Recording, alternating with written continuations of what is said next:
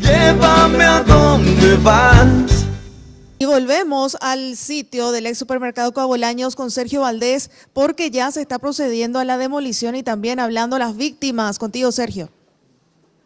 Escuchemos a una de los familiares de las víctimas que está justamente con la prensa haciendo un recorrido de los lugares ya que se demolieron. Olvidan las cosas y siguen produciendo desgracias, incendios. Esto no fue una lección para mucha gente, todavía sigue. Es muy triste porque no se aprende la lección. Es muy triste. Así que vamos a seguir luchando y vamos a hacerlo entender a la gente. Ahora, ¿te gusta la idea que se tiene para este lugar, señora? Sí, me encanta. La verdad que sí, porque va a salir esta tristeza. Todo vos mirás y era una tristeza ver la cara de cada familia, porque nosotros nos adoptamos todo. Éramos toda una sola familia, una sola en todo el dolor, en la lucha. ¿Te sentiste involucrada en el proyecto mientras iba pensando qué se iba a hacer en este lugar? Sí, paso a paso. ¿Qué familia es tu? Sobrina. Y tengo un sobreviviente que es sobrino. Perfecto, gracias, señora. De nada. Lucía Rodríguez. Lucía Rodríguez, una de las miembros de la coordinadora de víctimas y familiares de Coabolaños. Quiero que se fijen aquí, si me acompaña Gustavo, por favor.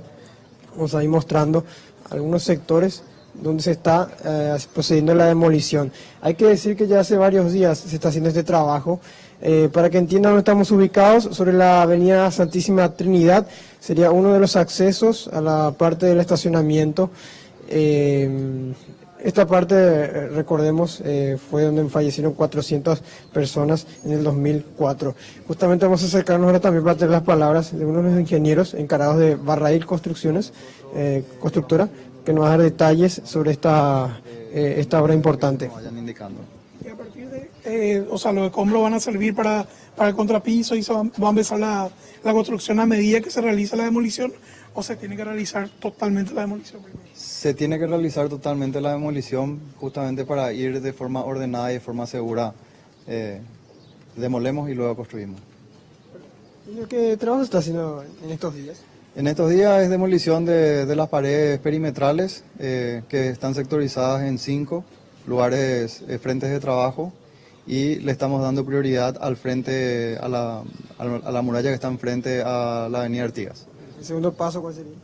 El segundo paso, una vez que vamos a seguir con el resto de las obras, o sea, hay mucha demolición. Primero vamos a bajar las paredes, después vamos a tener losas, tenemos que conservar un área importante también de la losa principal, y eso es justamente lo que tenemos que ir coordinando. ¿Qué es importante? ¿Hay un pedido especial a los familiares? No, es más por un sistema de demolición nada más. No tiene nada que ver. ¿Cuál es el plazo que se pusieron para terminar? El plazo es de 20 meses de la obra y para la demolición tenemos 3 meses. Sí. ¿Tu nombre? Guillermo Borrell. Bueno, las palabras entonces de uno de los encargados de esta demolición.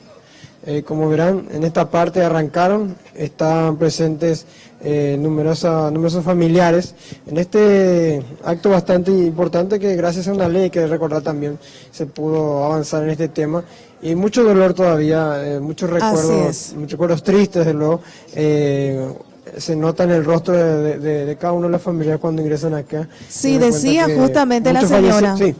A la cual entrevistaba, se mencionaba que ven eso y ven tristeza, y ya en adelante con el nuevo memorial, que esperemos que se cumpla en plazo y se pueda entregar dentro de 20 meses, habrá espacios para compartir, para realizar eventos culturales y de esta forma también ahorrar un poco la memoria de las víctimas. Sí, lo importante, Jazmín, también entre la audiencia es que con esto que la gente vea, las próximas generaciones sepan que en una época civil, fuera de una guerra, murieron muchas personas, quizás por una negligencia, por un error humano también, porque se cerraron las puertas, por algo que realmente no se puede resolver en la justicia, pero que quede en la memoria viva de la gente este hecho tan trágico. Así es, y sobre todo que no se vuelva a repetir. Muchísimas gracias, Sergio, por este enlace, esta comunicación. Y ya pasando... Llévame a donde vas.